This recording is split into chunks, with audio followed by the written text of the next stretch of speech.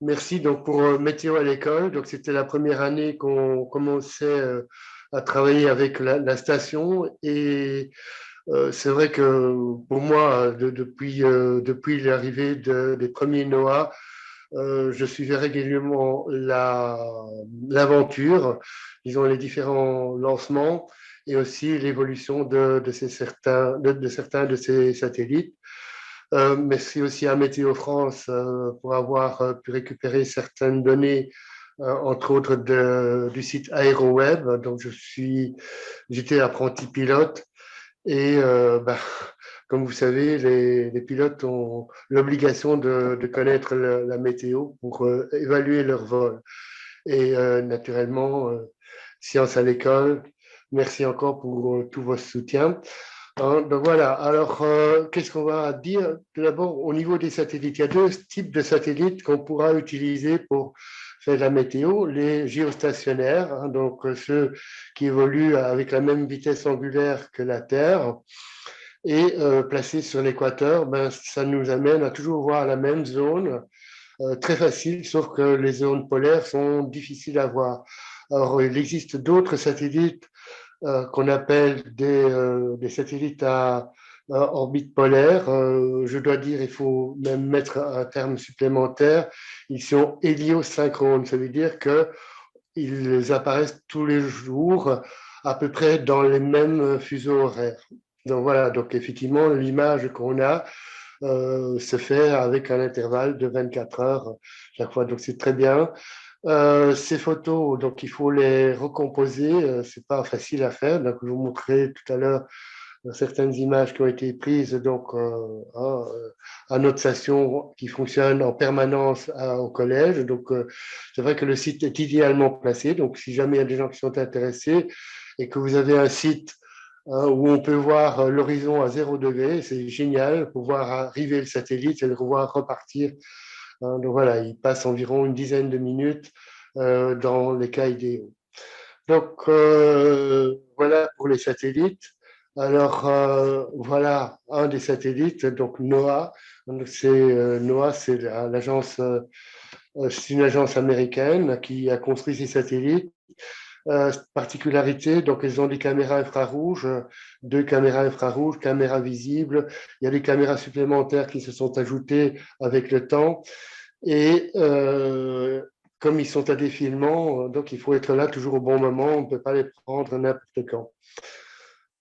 Voilà, donc une vue d'artiste d'un de ces satellites. Là, il y en a plus que quatre qui fonctionnent actuellement. Il faut savoir que depuis, il y a certains qui ont tout de même tourné plus de 20 ans autour de la Terre et envoyé des données. Donc voilà. Alors, voilà l'administration américaine qui nous a vraiment aidés pour les départs.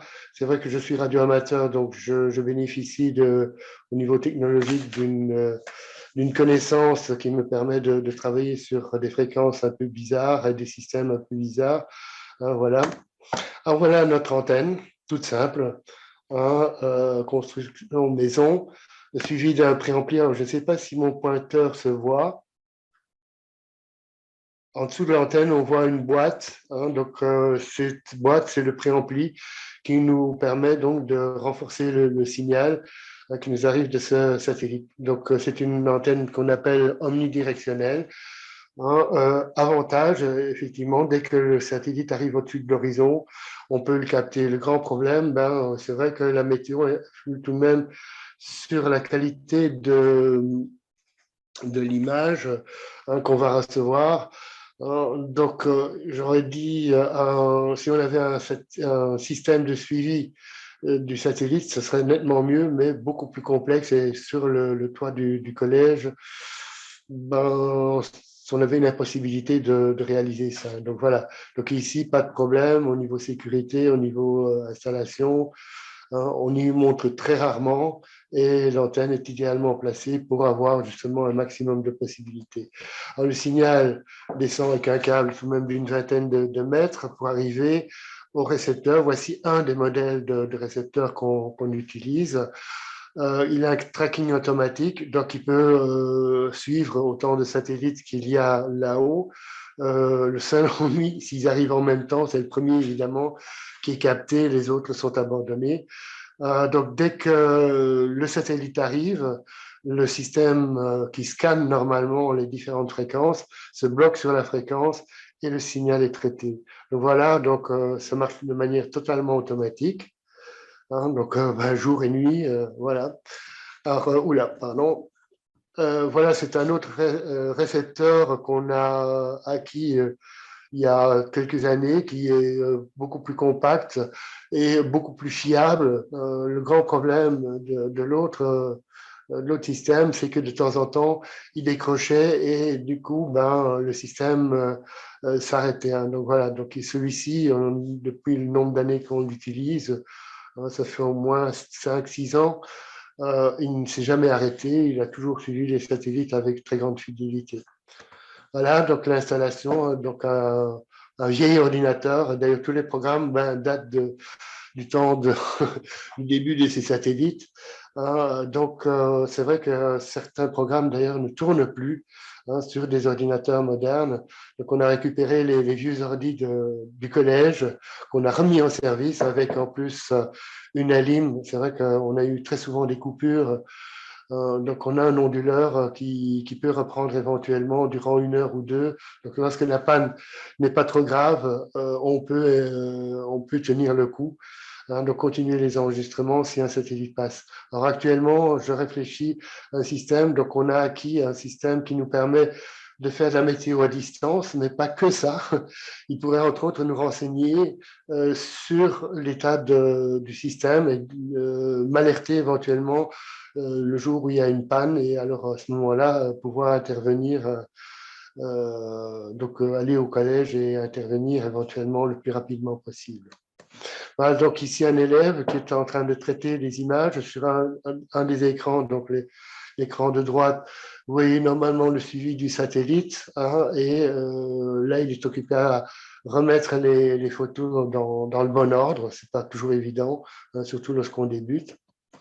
Et voilà donc l'écran principal de l'ordinateur. Donc au-dessus, vous voyez une acquisition d'images. Alors je ne sais pas si mon pointeur se voit. Vous voyez, est-ce que quelqu'un peut me dire si on voit bien le pointeur là? Oui, oui, Patrick, on voit très bien. Ok, super. Donc voilà, donc éventuellement, donc vous voyez ici, on a une image. Alors bon, pour les habitués, profs de géo éventuellement, vous avez là, hein, vous pouvez reconnaître la Suède et la Norvège. Là, vous avez l'Islande, hein, et là, vous avez le Groenland. C'est vrai qu'il faut un peu d'habitude lorsqu'on ne connaît pas ces cartes par cœur. Et je dois dire, on avait la deuxième année, on a fait tout ce travail. On a eu des élèves vraiment super avec moins que ça comme visibilité. Ils pouvaient exactement situer la position du satellite, quoi. Alors en dessous, les drôles de traits verts que vous voyez, c'est le signal émis qui est un son assez strident et désagréable. Je ne vous l'ai pas mis. Hein, voilà, mais c'est vrai que lorsque j'étais radio-amateur, hein, j'avais toujours ma station qui était allumée et dès que... Oula, qu'est-ce qui se passe? Euh, je prends un peu d'avance là. Zut, voilà. Donc voilà, donc ce bruit m'avertissait que le satellite arrivait. Donc je n'avais pas d'ordinateur à cette époque-là. En fait, j'avais un système de décodage qui était tout à fait différent. Et en général, ce que je faisais, j'enregistrais tout sur cassette. Et malheureusement, ces vieilles cassettes, je ne les ai plus.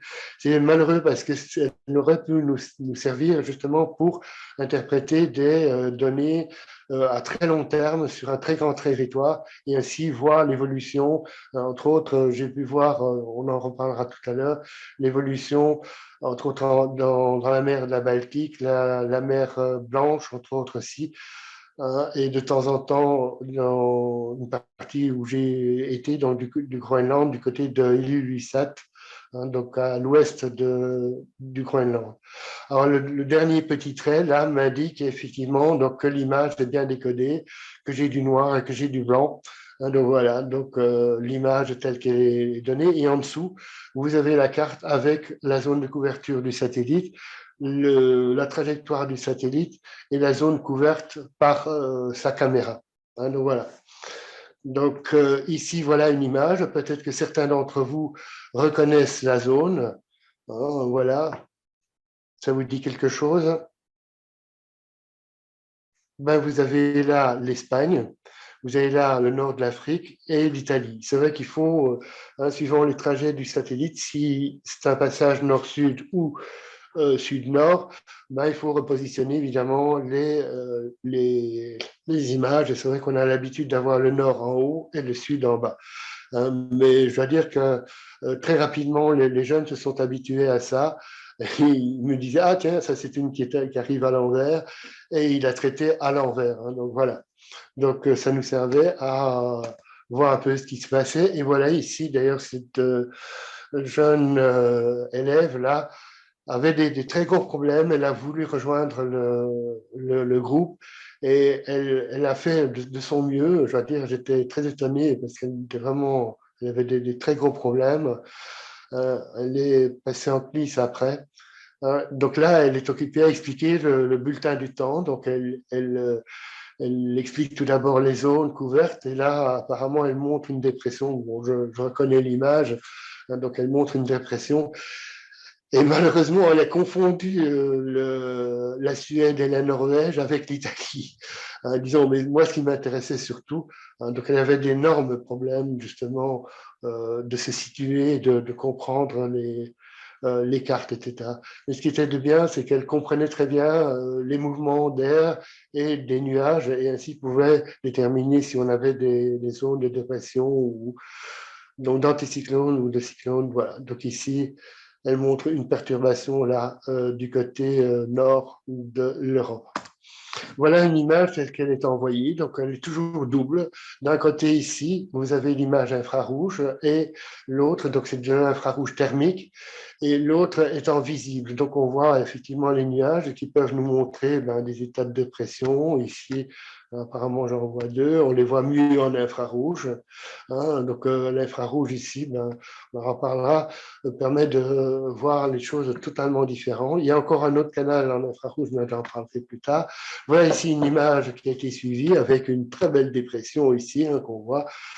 Et comme vous voyez bien, là, elle est à l'envers. Donc là, on a l'image infrarouge et là, le visible. Donc elle est retournée. Donc on a l'Afrique.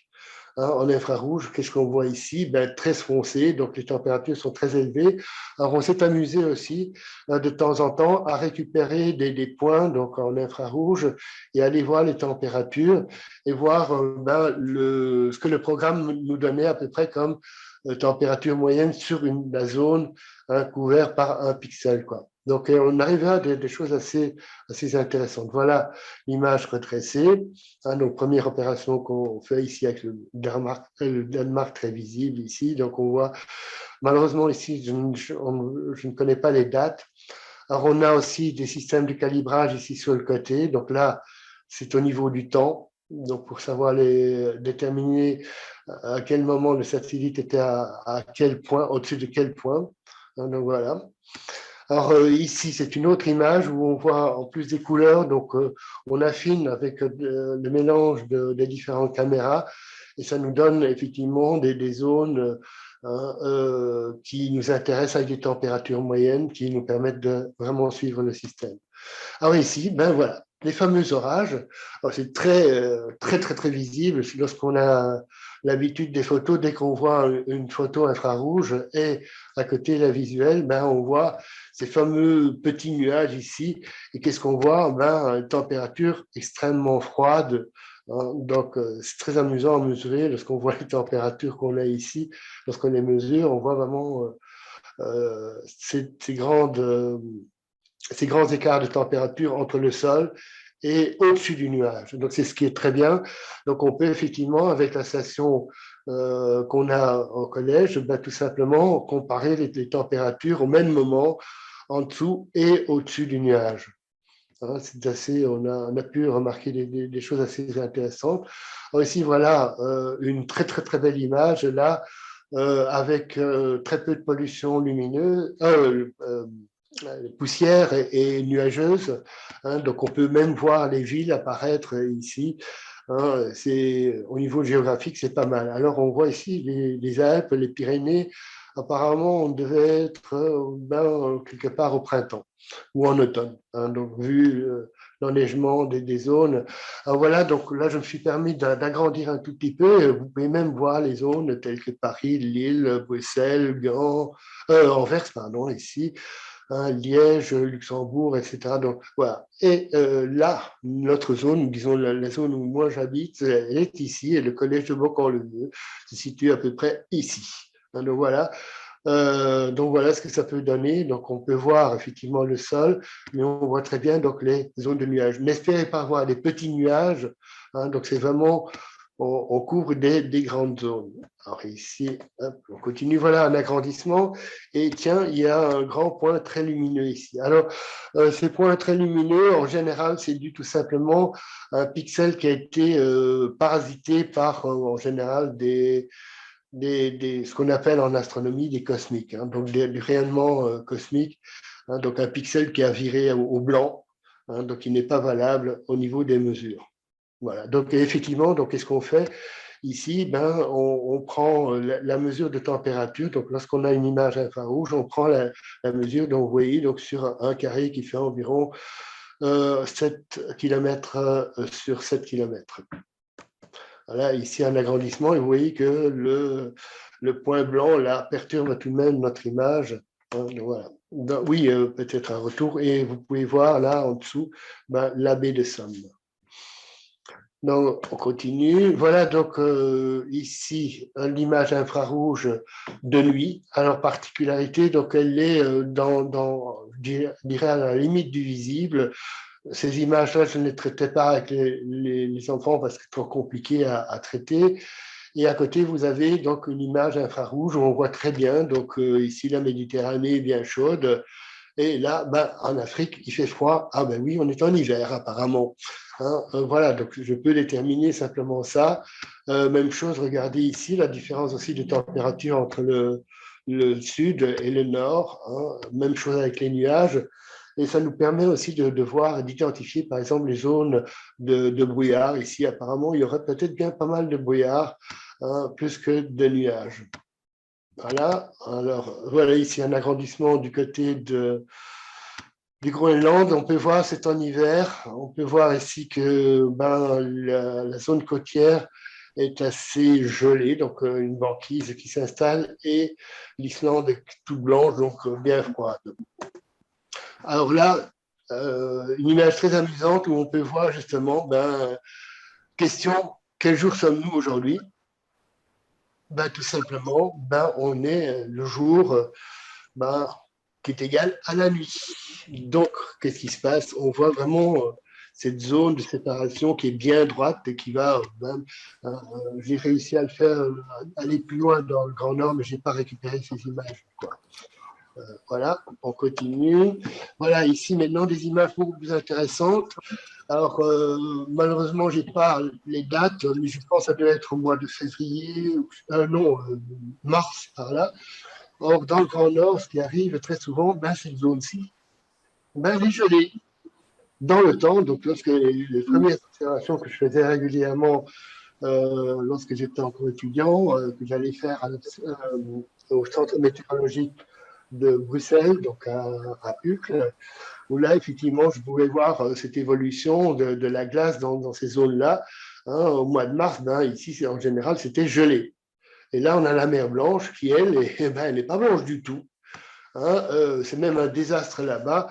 Hein, cette mer ne gèle pratiquement plus. Hein, ce qui fait que les gens qui habitent ici sur les îles faisaient avant, allaient s'approvisionner sur le continent, tout simplement avec des traîneaux, doivent le faire avec la navigation, ce qui est très coûteux pour eux. Donc voilà, donc effectivement, l'évolution du temps, et c'est pour ça que c'est malheureux que je n'ai plus ces cassettes dans le temps où on pouvait justement faire des comparaisons avec les dates et tout, voir ce qui se passait et voir ainsi l'évolution, je dirais, à long terme.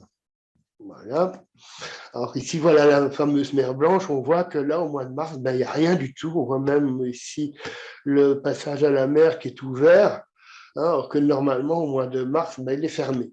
Hein, là, on voit très bien encore, malgré tout, que les forêts sont sous la neige. Alors voilà. ici le nord de la Baltique. On voit tout de même bien ici encore une partie gelée, hein, là aussi, et là, les nuages. Bon, comment savoir que c'est de la neige ou du gel ou des nuages? Là, c'est une habitude. Hein, là, et c'est surtout en travaillant avec l'image infrarouge et l'image réelle qu'on peut vraiment confirmer certaines choses. Voilà, ici, c'est une vue un peu plus ancienne que j'ai récupérée où on voit, hein, et en plus de ça, on est au mois de janvier, donc on voit même ici, ce n'est pas vraiment gelé. Hein, donc j'ai déjà, au mois de janvier en général, lorsque j'étais encore tout jeune, là, ben, tout ceci était vraiment gelé de gelé. Mer Blanche ben, était gelée de gelée. Ici, ben, on voit qu'il y a tout de même des passages à certains endroits. Donc on voit que Scandinavie est tout de même bien enneigée, mais au niveau de la température, ce n'est pas les températures qu'on avait avant. Voilà, alors, ben, vu que ces images sont des bandes, ben, qu'est-ce qu'on s'amusait à faire? Ben, le dernier groupe qui a travaillé là-dessus a vraiment travaillé sur sur la recomposition des images. Donc, qu'est-ce qu'on a dû faire? C'est de calculer exactement quel était l'angle qu'il fallait adopter pour superposer les images. Donc voilà, ici une superposition de deux images, et je pense que ça doit être la dernière, voilà. Et ici, donc on peut voir à peu près de la Roumanie, puisque carrément, ben, Ilulissat, là, le petit village où j'ai été au Groenland, hein, voilà. Donc on a vraiment une très bonne couverture. Hein, et ceci, malheureusement, bon, c'est vrai que les images sont faites à chaque fois avec, donc première image à l'heure X, 1h20 en plus, 1h20 en plus. Donc voilà. Et voilà, donc au niveau de la présentation qui a été faite par les enfants, alors maintenant, comment je ressors de là? Oui, apparemment, j'ai réussi. J'espère retrouver le reste. Voilà, alors j'ai quelques images ici. Je vais commencer par un suivi d'orage avec le satellite. Alors voilà, donc je le fais en visible. Non, en infrarouge là, pardon, excusez-moi. Donc ici, on voit une zone bien froide. Voilà, ici. J'ai malheureusement pris que c'était un jour où on était d'ailleurs au collège. J'ai malheureusement pris que 3 images. Je ne pouvais pas plus. Alors, l'origine de ces images, oui, excusez-moi. Là, ce sont des images qui viennent d'AeroWeb. Donc, c'est le site météo pour les pilotes. Hein, donc, voilà. Donc, on a des images en infrarouge, visuelles et pluie. Donc, j'ai capté ici une image donc, on voit sur la baie de Somme, entre autres, la baie d'Oti. Donc, voilà. Donc, on voit ici une zone orageuse. Hein, je vais la faire évoluer. Donc, il faut compter que chaque photo se décale d'un quart d'heure. Voilà, donc voilà, ici l'évolution. Hein, donc vous voyez l'évolution ici de ce gros nuage tout blanc. Hein, donc c'est la partie supérieure qui est réfléchie effectivement très très très bien. Alors, qui est en plus très très froide. Hein, donc voilà, donc ici on peut vraiment comparer cette chose-là. Je vais sortir de ces images-là si je peux. Ouais, voilà. On va prendre maintenant les images de pluviométrie. Donc, c'est fait avec un radar spécial, hein, encore sur le même site, AeroWeb. Et on voit ici des zones avec un taux de, je dirais qu'une quantité d'eau incroyable. Je pense que je n'ai plus les chiffres par cœur. Ça doit être quelque chose comme 5 cm par heure, hein, donc de pluie. Donc ici, on voit vraiment des zones hein, à forte densité de pluie et elle évolue. Donc on est effectivement dans cet orage ici. Hein, donc vous voyez ce déplacement qui se fait. Et vous voyez en même temps qu'ici aussi, il y a des petites zones d'orage, mais des orages très localisés. Ben, oui, on est dans les zones de montagne, c'est les fameux orages de montagne. Ici, on voit encore une zone assez visible au niveau des orages. Alors, on continue avec du visible. Voilà ce que ça donne en visible. Alors, est-ce qu'en visible, on peut retirer des renseignements? Oui, ben, regardez, entre autres, ben, je peux déjà dire que l'image a été prise hein, dans l'après-midi, sûrement fin d'après-midi. Je vois le reflet du soleil sur le nuage. On voit en plus, je ne sais pas si vous le remarquez ici, mais on peut voir en plus l'ombre projetée du nuage sur le sol. Alors, on s'est amusé à calculer, bon, j'ai aidé un peu les élèves parce que, bon, la trigono, ce n'était pas leur fort, c'était pas encore de leur niveau.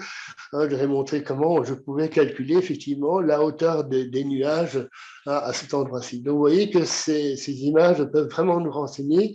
En plus, avec météo à l'école, la station, on peut vraiment retirer des choses très intéressantes, entre autres l'évolution de la température au sol, qu'on voit brusquement les températures baisser, aussi monter au moment où la zone orageuse approche. On peut découvrir aussi le type d'orage qu'on a à faire, si c'est un orage stationnaire. Ici, celui-ci, évidemment, il n'est pas stationnaire du tout. Vous avez vu son déplacement là tout à l'heure. On peut peut-être le refaire. Ah oui, malheureusement, il y a quelque chose qui est devant qui gêne. Voilà. Oui, là, la dernière photo était prise avec un décalage. C'est malheureux, je n'ai pas pu suivre cet événement-là beaucoup mieux, mais enfin bon, c'est toujours parce qu'il faut vraiment être derrière. Par contre, là, je me suis pris 2 jours pour suivre un événement que nous avons. Ah non, pardon. Ouais, d'accord, je me suis trompé du fichier. Et on va terminer par ça ici. Donc, pour vous montrer encore les avantages des satellites, ici, vous voyez donc une zone, 2 zones dépressionnaires. On voit très bien ici en infrarouge. On peut vraiment les suivre. On voit qu'ici, vraiment, il y a des zones très froides. Voilà, ici. Voilà. Donc, on peut comparer les températures ici. Vous voyez, je ne sais pas si vous voyez où nous sommes. C'est vrai que si on compare, on peut de suite le voir. La Scandinavie est ici. Je le reconnais parce qu'il y a de la neige encore sur les zones. Là, apparemment, il n'y en a plus trop. Donc voilà, donc très facile à voir lorsqu'on a l'habitude. Une autre image un peu bizarre. Donc voilà, en infrarouge. Et ici, dans le visible, on voit des drôles de choses au niveau de l'Italie. Alors, encore une chose qui peut être utilisée, naturellement, c'est encore au niveau des maths, ça peut être intéressant. Si on a l'heure, oui, effectivement, donc cette photo, c'est ce qu'il y a de bien, chaque photo est carrément identifiable. Donc, on est ici le 6e jour du 4e mois, il est 10h18 du matin. Donc voilà, et qu'est-ce qu'on a? Oui, effectivement, le soleil se répare ici quelque part, et les vagues, oui, c'est les vagues, tout simplement, ont la bonne inclinaison pour renvoyer la lumière du soleil vers le satellite. Et ainsi, on peut calculer l'angle des vagues sur l'océan. Donc maintenant, c'est beaucoup plus utilisé par d'autres satellites pour justement suivre l'évolution des vagues, le niveau d'eau, etc. Donc c'est vraiment, comme vous pouvez voir, un outil sensationnel. Ah oui, si, voilà. On est effectivement dans une zone où, qu'est-ce qu'on voit? Contrairement à ce qu'on avait là tout à l'heure, apparemment la Méditerranée est plus froide que le continent africain. Voilà, on est le 6e mois, c'est normal. Par contre, ici, regardez, on voit que l'eau est beaucoup plus froide que là en dessous. Alors ça, c'est assez amusant lorsqu'on peut pointer, disons, avec un programme complémentaire, les différents endroits et ainsi avoir vraiment une idée de la température. Voilà. Donc, photo suivante, je pense que c'est la dernière ou avant-dernière. Où là, effectivement, on a le même phénomène ici qui se passe. Donc, on voit que les vagues nous renvoient l'image du soleil. Donc là, on est dans le visible. Qu'est-ce que je vois encore plus ici? Il y a peut-être des orages ici. Ah oui, là, tiens, là, il y a beaucoup de chances qu'il y ait un orage. Oui, voilà. Repéré de suite. Donc, une toute petite tache blanche là, mais très, très, très froide. Voilà, effectivement, tiens, là aussi, là aussi. Donc, effectivement, ici dans la zone, il y a pas mal d'orages qui sont en train de se former. Voilà, disons, l'outil. Alors, effectivement, qu'est-ce qu'il faut comme matériel pour ça? Éventuellement, je vais bien voir s'il y a des gens intéressés pour ce genre de choses-là, comment on pourrait monter des stations encore. C'est vrai que ces satellites ne tourneront plus très longtemps. hein. Ce qui serait bien, c'est que bon, on ait la permission de MESAT de pouvoir avoir les images des satellites météorologiques, mais à ce moment-là géostationnaires, hein, pour les utiliser.